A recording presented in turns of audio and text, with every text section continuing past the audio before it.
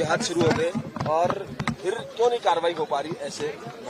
मैं सर्वप्रथम तो बंधुओं आपको ये धन्यवाद देता हूं कि आपका ध्यान इस ओर गया। पिछले कांग्रेस के शासन में 5 साल में हम लोग इतना हल्ला कर रहे थे और हम लोगों को दिखा रहे थे किस प्रकार के जिहाद चल रहे हैं, जमीनों कब्जा करने के और रोहिंग्या के, बांग्लादेशियों के और हमारी सरकारी भूमियों पर इस प्रकार के वक्फ बोर्ड, मुस्लिम बोर्ड, बांग्लादेशी आकर यहाँ पर कब्जे कर रहे थे।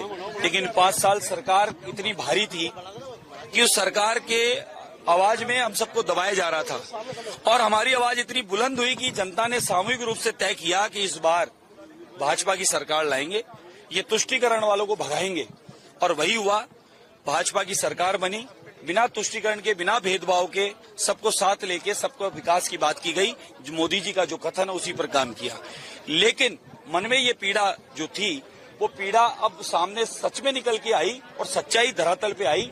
अन्यथा 8-9 महीने पहले जब सरकार कांग्रेस की थी, इस बारे में आप सवाल भी नहीं करते थे और इस बारे में कोई जवाब भी नहीं देता था, क्योंकि ऊपर से डंडा पड़ता था। और मैं खुद राजद्रोह के केस में इस मामले में फंसाया गया था।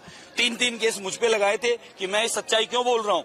इसलिए अब भाजपा की सरकार आई तो ये माने कि कम से कम हम लोग आज बोलकर उन समस्याओं को निराकरण के लिए खड़े हो गए हैं। और उस क्रम में ये समस्याएं, बीमारियां सामने आई है और ये बीमारियां सामने आई तो इलाज भी अब समय से हो जाएगा। और आप निश्चिंत रहिए, यहाँ से बांग्लादेशी भी वापस बांग्ला पहुंच जाएंगे, ट्रेनें भर के रवानगी होने वाली है जल्दी, किराएदार वेरिफिकेशन भी होगा। अपराधी किस्म के लोग जमीनों के ऊपर जो जिहाद फैला रहे हैं, कब्जा कर रहे हैं और मुस्लिम समाज को भी भगा के जमीनों का धंधा कर रहे हैं, उनका धंधा बंद होगा, सलाखों के पीछे जाएंगे। दस्तावेज सहित जल्दी आप लोगों के सामने पुनः आने वाला हूं और आपको दस्तावेज सहित दिखाऊंगा कौन कौन जमीन, कौन कौन खसरा नंबर और कौन कौन आदमी उसके मेंबर, उन्होंने इन जमीनों का इस प्रकार से धंधा किया है और जमीनों से बेदखल करके उन जमीनों का व्यापार किया है। इसलिए ये जिहाद जो है ये बंद होना चाहिए। जमीनें कब्जा करने का जिहाद है, ये भी बंद होना चाहिए। भारत माता की जय हो। निर्माण को लेकर के क्या कहेंगे? बिल्कुल, अगर अवैध निर्माण हुए हैं तो वो तोड़े जाएंगे, सीज होंगे और गलत काम जो हो रहे हैं उनकी मेरे यहाँ कम से कम कोई जगह नहीं है। आप मुझे लिस्ट बना के दीजिए, आपके सामने कार्रवाई नहीं हो तो मुझे बोलिए।